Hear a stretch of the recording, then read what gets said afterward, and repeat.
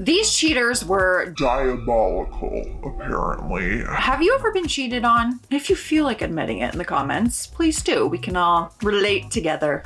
Our first story is titled, I opened my husband's Snapchat and it was a very explicit picture and caption from a girl. This story came August 23rd, 2016. I opened my husband's, 32 male, Snapchat, and it was a very explicit picture and caption from a girl. He's sitting not 20 feet from me, and I don't know how to handle this. The title just kind of says it all. It's a throwaway account because my husband is very active on Reddit. He's probably on it right now. So here goes. I've been with my husband for 5 years, married for a year and a half. I've never once doubted his fidelity. He's great, super smart, funny, handsome, and I thought loyal. You know, they're all loyal until they aren't. He's never given me a reason to doubt him or be suspicious. I thought it was kind of odd when he downloaded Snapchat. He's not big on social media. I have one, but I'm not very active. We rarely snap each other. He said his friends were really active and he liked it better than Facebook. So, as I said, I've never had a reason not to trust him. Now, for anyone who doesn't have Snapchat, it's basically an app where you just send pictures and videos back and forth to each other. Back in 2016, you couldn't even, it was a very secretive app. So if I took a picture and sent it to someone, they could not screenshot it. It like wouldn't even allow it. And then they came out with it where if you do screenshot it or save it or anything, it will notify the person who sent it. So it definitely was a sneaky way for people to cheat because once you send the picture also, it disappears after 10 seconds. So in case you want all those details, it's a pretty secretive app. It can be.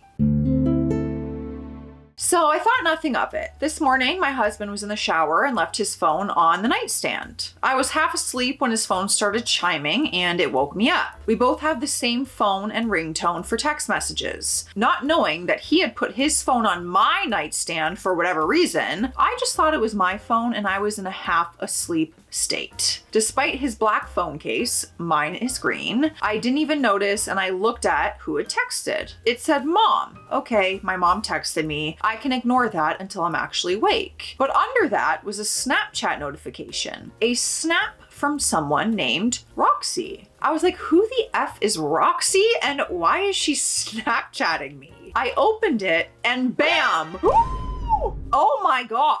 Oh my God. It is a picture of a, we will say, since I can't say that word, we will say a V. Yeah, the caption, oh, I feel so wrong reading this. The caption said, ahem, if you're young, cover your ears. I want your tongue inside me again. Okay. Now I immediately thought it was a mistake, but I was alert now after being awoken by that photo. I pretty quickly realized that this was my husband's phone. I felt like I was going to literally crap the bed and I started to sweat. I looked at his contacts on Snapchat and she has a yellow heart next to her name. I looked up what that means and it says that they are best friends. WTF. I feel like I'm going to be sick. I didn't do any other snooping because honestly, I know what I'll find. I just don't understand how he could do this. We were happy. I thought we were happy. We had sex at least 4 times a week. Here's the real kicker, Reddit. I'm almost 12 weeks pregnant with our first child. No. He is sitting in the recliner about 20 feet from me and I just can't find the words to confront him. How do I say what I need to say? There's no way I am somehow overreacting or misreading the situation, is there? I'm heartbroken and I don't know what to do. Yikes. Also, that best friend thing, the heart and best friend, it just means that every day they are consistently snapping each other. And when you reach like a certain amount, that person becomes your best friend. Like that's who you Snapchat with the most and the most consistently. All right, so she added an edit, which was later that day, and she wrote a little update. So the husband knows something is up. I don't know if he saw that I opened a Snapchat from Roxy and is afraid of what I saw and afraid to bring it up, or if he's clueless and he can just tell that I'm upset or something. He's been asking me if I'm okay or if something is wrong about every hour. I told him my sister was having a hard time today. Ironically, she just broke up with her boyfriend. Why? Because he cheated. And I was going to go over to her place for dinner and to spend the night with her. I'm here now. My sister is 20 and a whiz at the whole social media thing. She stalked his Facebook to see if this Roxy person popped up anywhere. She looked through his friends' friends. Bingo, we found her. Well, at least we're pretty sure. I didn't see her face on Snapchat. The screen was too full of her crotch. She is Facebook friends with my husband's good friend. She is listed as a receptionist at my husband's friend's law firm. The plot thickens. My husband works a couple of blocks from the law firm and he stops by often to grab lunch with his friend. That would explain how they met. Still formulating a plan on confrontation, trying to get as much information as possible first. My sister wants to burn his life to the ground, and honestly, I do too, but I'm going to address this in the most adult way possible so that I can walk away from him with my head held high and be a deserving role model to my baby girl. We're not sure if it's a girl, just a feeling. Good news? My uncle is a lawyer. Most of what he deals with are divorces. I've already contacted him and I asked if we could discuss some potential legal issues. Didn't specify what yet. Feels like something I should do in person in our meeting. I told him it was urgent. We are meeting tomorrow morning. I will try to update as much as I can, and from the bottom of my heart, thank you. I am so invested, girl. I'm so invested. Do you need down? Come here. You're just on one today. Why are we so sucky? Why are we such a sucky baby? I gotta film, honey. You wanna go down? You don't wanna hear me talk anymore? Okay, see ya. You can come hang out anytime. All right, so the first update came 2 days later. We're now at August 25th. So my husband cheated, which I feel like we could all have guessed. He has been since, quote, maybe 2 weeks before last Christmas. According to him. I was very calm when confronting him, and I took the advice many of you gave me by telling him that he needs to explain to me who Roxy is and why she is his best friend on Snapchat. His face gave him away immediately, but he still tried to lie to me at first. He said that she works with his friend and they met when his friend invited her out to lunch with the two of them. At first, he claimed he only met her about 2 months ago. He said that they're best friends because he doesn't receive many Snapchats from others, and she is extremely active on the app. He said she just sends randoms and is really into fitness, so she sends a lot of inspirational snaps on being healthy and living a better life. He said that every once in a while he will send her something back, like a picture of a cheeseburger or something, just to tease her about her level of health consciousness. First, I asked why he didn't just tell me about her. He said he didn't even think about it because she's just an acquaintance, not even a friend. Then I asked if he'd ever received anything even remotely inappropriate from her. He answered with, not on purpose. I'm assuming he went with that because he knew I opened that Snapchat and he probably knew it was a bad one. I asked what not on purpose means. He got very defensive, started raising his voice and saying he doesn't need to explain what that means, that sometimes people accidentally send the wrong Snapchats to the wrong people. Then he had the nerve to say something along the lines of, I feel like I'm on trial here. People warned me that you would get crazy when you're pregnant, but I never thought it'd be this bad. No, see, someone would have to say a prayer because I would be seeing red. You better hope Jesus takes the wheel on his life because oh my gosh, take pregnancy out of it. If you said that to me and I wasn't even pregnant, I would lose it. Now, as somebody mentioned in my last post, it seems amazing that I'm able to keep such a level head. That is because I was raised by a mother who always told me that you never accomplish anything with anger, that you can be emotional, passionate, upset, etc. without ever raising your voice. Messages received quietly and consciously are just as loud and clear as messages received through yelling and screaming. This is how I have lived my life for 26 years, with the exceptions of just a few blow-ups. I am human. You sound incredible. This moment was an exception. I didn't exactly yell and scream, but I became furious. For him to try and blame this on me being pregnant, how unoriginal and offensive. Long story short, he said he'd never seen me this crazy, and I told him I'd never seen a picture of another girl's on my husband's Snapchat before. He came back with that I shouldn't have looked at his Snapchat. I I came back with that it was an accident, but even if it hadn't been, there shouldn't be any reason that he's receiving Snapchats like that for me to see, accident or not, in the first place. I told him that I may be pregnant, but I'm also an intelligent person, and I am also his wife. So I knew that he was lying and I deserved to know the truth. I asked if I could see the text messages between him and Roxy texting. He said, sure, no messages. Then I asked to see his Facebook messages. He looked like a kid caught with his hand in the cookie jar. He told me no. I asked why. He finally broke and started to cry. Told me he couldn't let me see the messages because they would hurt me, because they were inappropriate. Then it all came out. They screwed in the back seat of her car the first night they met. This is already long, so I will spare you all the details.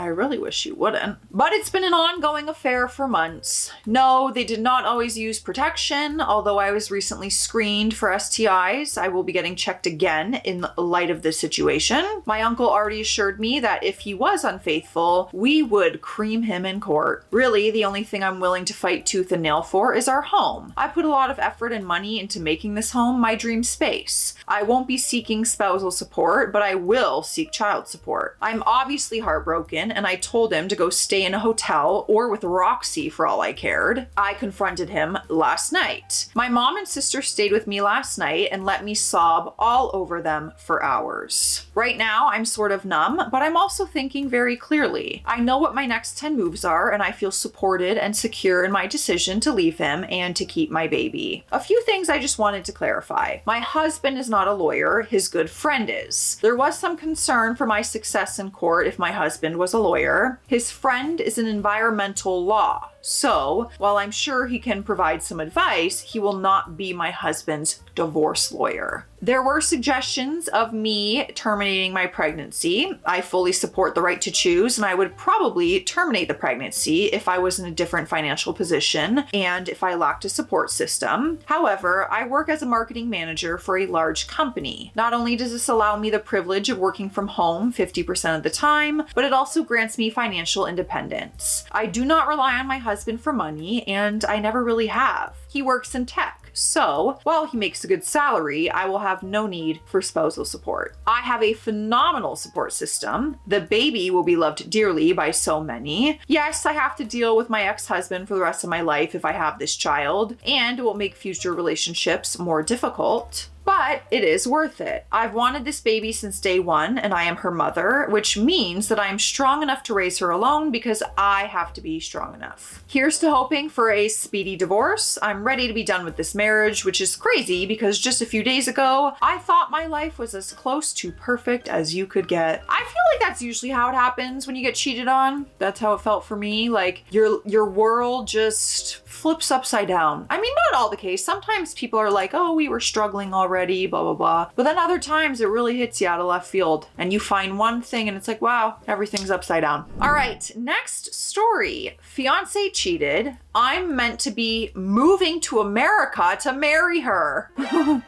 Oh boy. Cancel your flight. Back in late May 2025, I, male 25, discovered my fiance, female 29, had been cheating on me. We are a long distance couple with me in the UK and her in the US, but we got engaged in late June of 2024 and are about 3 months away from my interview and visa approval via the K1 fiance process for me to move out there and marry her. I had originally said to her that my one golden rule is that if she ever cheated on me, I would walk away with zero discussion. I found that she had been sending sexual pictures, having video calls and discussions with a distant member of our friend group, male 37, since around 2023, and had continued it through our engagement and prepping for our visa paperwork.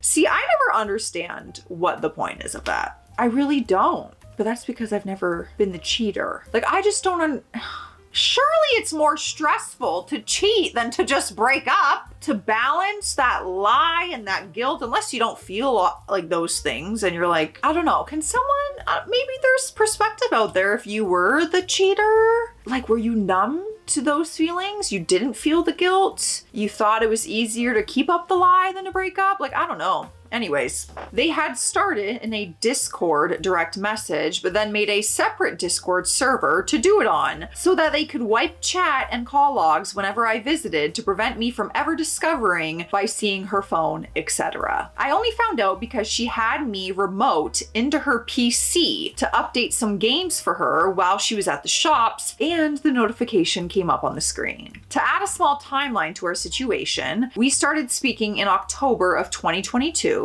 We met for the first time in May 2023, and we hit it off amazingly. We met semi-official, saying we were exclusive, but we wanted another meeting to be certain before we introduced our parents, etc. to the equation, as the distance was a harsh hurdle to handle for us financially at the time. From the messages, she began cheating in August of 2023, with her leaving calls with me to help her friend when she was actually calling him. I never thought two things of it, as we have never argued, we never had issues, and we resolved anything the instant it was raised. It was honestly a weirdly perfect relationship. We met a few more times in late 2023 and 2024 before I proposed in June 2024, after many hints from her and me being mentally ready for it. Anyway, jump back to May 2025, and I found out all of this had been going on in the past. She claimed it was over and no longer was happening, but the time prior had been at the end of April 2025, with her using a million reasons and excuses. I wrote an 8-page document just dumping my emotions, my questions, my non-negotiables if we had planned to continue our relationship and try to rebuild. The other man has been blocked and removed from both of our circles entirely, thankfully, so we took another shot at it. One of my non-negotiables was that she went to therapy to figure out why she did it, with her therapist basically saying that due to prior issues with sexual actions in relationships, she had trouble processing how to control her needs and lack of needs, and used him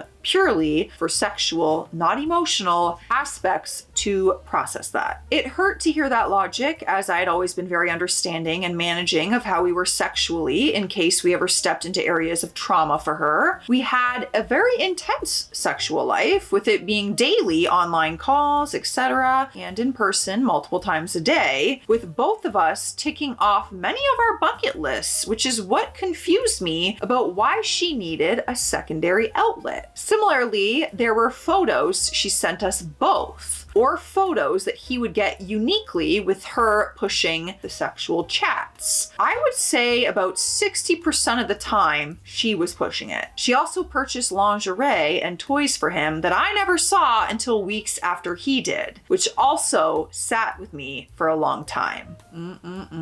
We tried a few new methods when rebuilding, with one thing being that she wanted a more heavy-handed dom experience. So I provided that, and she loved it at first, but within a month, therapy went weekly to bi-weekly, and that experience dried up completely. We met in person, and the emotional/comfort aspects remained with us, being very committed to each other when we were physically beside each other, and that side of the relationship has never fully repaired and is back to normal. However, the first trip after the discovery in June of 2025, she spent 80% of her time on her phone, Snapchatting her boy mate, to the degree she zoned out of a conversation with me a lot when we were talking in the car or around the house. We discussed that, and it's definitely improved since we spoke too. I had thought I was processing and getting past all of this, but I went last month in February. Oh, this is recent times. I had thought I was processing and getting past it all, but I went last month in February 2026, and it all came washing back. So now we're caught up. Okay, you guys have really been trying. Oh, I thought you guys were gonna break up, to be honest. But we're gonna keep reading. We're gonna hydrate for a quick sec, okay? And then we'll get the rest of the story. Drink your water. You need it. Cheers. We've got the bloobs cup today. It's so cute. You guys, I've had to set up Lila right next to my filming. For some reason, she just wants to be in here right on top of me, but my legs keep falling asleep. So I have her right next to me. Set up shop for her today. This is so bizarre. She hates when I film. I don't know what's going on today. That's all right, Queen. You can stay. So she would go to work at 1 p.m., return home from her shift at like 10 to 11 p.m., and instead of coming to bed with me or cooking with me, she would get on her PC and game until 2 to 3 a.m. This meant there was a daily occurrence of me sleeping alone, her waking up 4 hours later than I did each morning, and us losing out on a large chunk of our time together. As a whole, our intimate life has suffered in the past 9 months as well. Online, it's maybe once every 2 to 3 months. In person, we had intimacy maybe 4 to 5 times during the 2-week period, which is massively contrasted to before during the cheating part of our relationship. A large factor from her side is that her work life went up in the air, so she has a less consistent income, and I have to help keep her balanced most months, with the stress of the situation causing her body to no longer crave anything, especially intimacy. However, her job situation changed due to her being accused by HR of making out with her coworker on the job, which they both heavily deny, but it doesn't help with my concerns. You have concerns? I have concerns. Anyway, I digress. The purpose of my post is it's all coming back to me. The anxiety, the lack of trust, the concern is more than just stress locking up our relationship. I have to move to another country, abandon my family and a lot of my possessions, quit my job and start fresh, and I want to process all of this before I get on that flight. And there's no going back at that point. I think you need to ask yourself, you just said it as best as you can say it. You have to pick up your life, quit your job, give up all your possessions, family, friends. Is this someone you think is actually worth giving all that up for? Someone who won't remain loyal to you? That's up to you to decide. Couldn't be me. The next story is titled, "They Cheated in a Bizarre Fashion." That could mean so many things. I, 23 female, and my ex, 24 male, split in December, officially after a wild series of events. In November, I had a gut feeling that he was acting strange. Our intimate life declined, and I decided to go through his phone. I didn't find anything initially, but I found a photo on his Snapchat of his rear end in a sexually explicit manner, with an adult toy. This was very jarring to me. He presented pretty conservative and has expressed a large dislike for anything near that area. I woke him up and I asked him about it. He claimed it was old, but it was as recent as the day before he had come over for the night. He claimed he was just curious and had an interest in doing that. I let this slide and I believed him. In December, I went through his phone again. I found a string of messages with an unknown number. The messages were so explicit and vulgar, nothing at all how I had known him for the 2 years that we were together. This person was asking him for money. And he offered to buy this person a car, cigarettes, MJ, a phone, etc. What? A car? Casual. Hey, I'll buy you a car.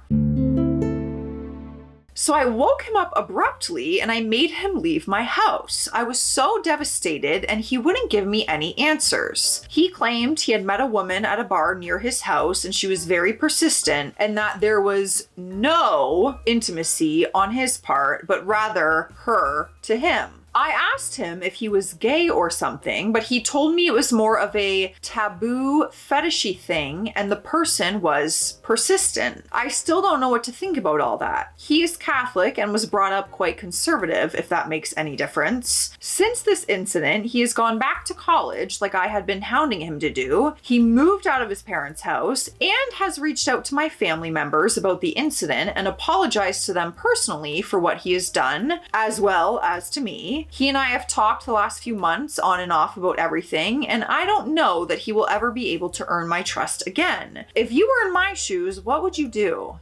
I'm still a little confused, to be honest. Nothing happened like physically, but there was like a sexual thing happening over photos and videos. If that's what I'm getting, listen, I don't really care who it is, like male, female, whatever. That's still, you're cheating still. So I don't know. What do you mean? What should you do? this person cheated on you in some kind of way. Do you want to be in that relationship where you can't ever fully trust someone again? I see it all the time in the comment sections where someone cheated on them and they got back together with them, like they forgave them and they remained together for like the rest of their lives. To each their own. But my question is, are you actually fully happy though? Like even through therapy and stuff, can you really get back to trusting someone fully again like you did before that ever happened? That's my question. Sure, you can like heal from that, but like, does it ever fully heal or go away because it happened? I'm genuinely asking, like, I'm curious for people who have maybe experienced that. Let me know your thoughts on all this. I'm curious to hear your stories in the comment section. I will see you there. Stay classy out there. Stay sassy. I'll see you tomorrow.